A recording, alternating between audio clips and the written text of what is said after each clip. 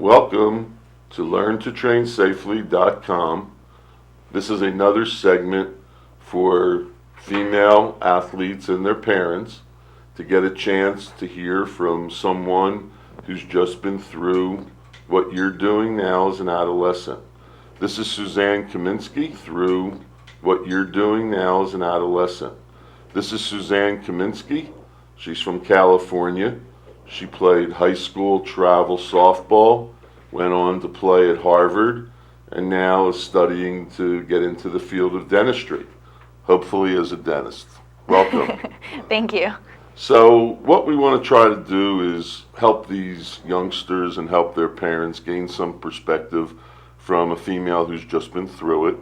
So take them back to maybe when you were 14, 15, were you doing some running, were you jogging, were you lifting weights? How did you prepare for softball? I would say at the age of 14 or 15, a lot of it was tailored specifically to my goals. Being on a travel softball team and a pitcher where you're pitching multiple games a day, I would say endurance was probably my number one priority. And therefore, a lot of it was distance running. As a pitcher, I would just, post-practice go for 2-mile runs or so, 3 miles. But past that, I really didn't do much for strength. A lot of it was specialized for pitching with my wrist, strengthening my wrist and fingers. But other than that, I didn't really have a program that I was following. It was more just weekend to weekend, and through the season, we kind of adjusted as we needed to. And then when you and I met prior to your senior year in high school, and I started with the functional integrated training program, did you see any differences from how you felt prior to how you felt going into your fall ball travel season? Definitely. I would say the biggest difference I saw was just, faster results. That my results didn't necessarily take as long to get to the goals that I wanted to get to. I was able to stay in games longer as a pitcher, have more endurance without necessarily, training any harder or any, additional time throughout the week. It was more efficient training for me, specifically to what I needed. And then when you went on to Harvard and you started working with the strength and conditioning trainers at Harvard, were there differences between how you trained prior to your freshman year in college versus what happened when you went into college? I would say college ball, it's definitely a huge difference in the training program. It was the first time I had done Olympic-style lifts, so that included squats and cleans, power cleans, which I don't necessarily think was the best as a pitcher.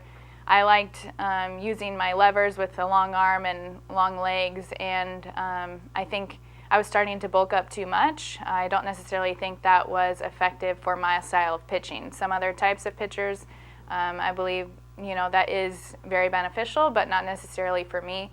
So I think that I sort of got lost in the mix at college. You don't necessarily have someone who's looking out for your individual needs. You're more just grouped together, with the team, which isn't necessarily rare. I think that's probably, typical of college players. But I think it's important that you go into college with a clear idea of what type of training is going to be the best suited for you, and probably have a conversation with your coach before starting any type of strength training to make sure, that you're not working against yourself.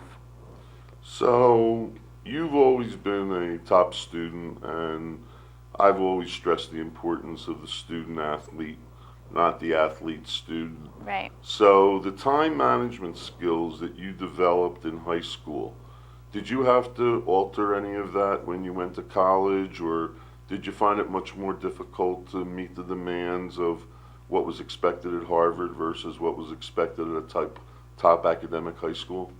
I think I was pretty well prepared going into Harvard, just because I had practiced time management so much in high school. balancing travel ball, high school softball, and AP and honors classes. I got used to using my time efficiently, studying when I needed to, but then also, going to train in order to best prepare myself for my softball. But I would say going to college, there were a lot of new challenges that I had never encountered before. It was the first time I was living on my own. Just in terms of classes were much more rigorous. There was more time with sections and studying on your own that you needed to devote to school that I had never had before.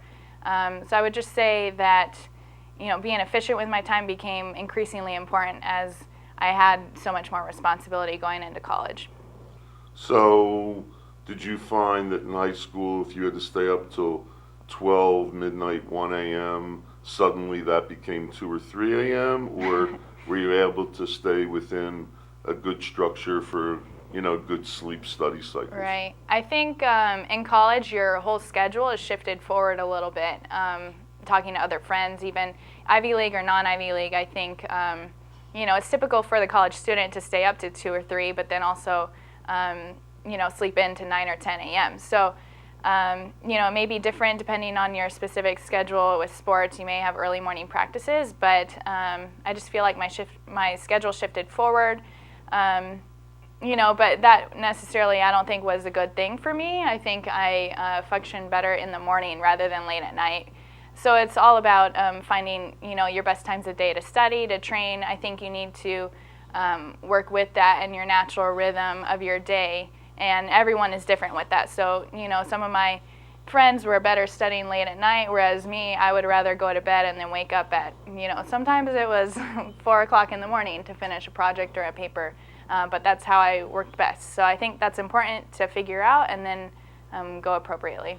So, to give some insight to the 14 to 18-year-old female out there, if you had to put some bullet points together of what's important, what would you tell today's young athlete? I would say number one, focus on school first. That will get you the farthest. I know for women, it's not necessarily a huge goal of ours to be professional in a sport post-college. There just aren't as many opportunities yet. But I would say, definitely focus on your studies in your school. That'll stay with you throughout college and then when you're starting your career as well. And then also just make sure you keep balance. I know sometimes I can be pretty hard-headed about, studying and working really hard in my training for sports as well. And I kind of, get too much into that. It's important to have fun too.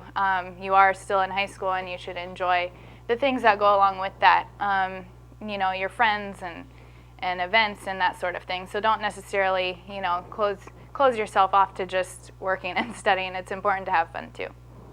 So, in wrapping up this little discussion that we're having to help today's youngsters, when they're choosing a school, are there 2 or 3 things that you think they need to focus on before they commit to a university or college, community college, whatever? Right. I think it's important to make sure the school is right for you, not necessarily even, what your parents or what your friends or coaches think. I think you really need to visit the school. I would say that's my number one piece of advice, is go and visit the school. I knew, going into my official visits to schools back east, I would be on campus and, know pretty right away with a gut feeling of whether I could see myself going there or not.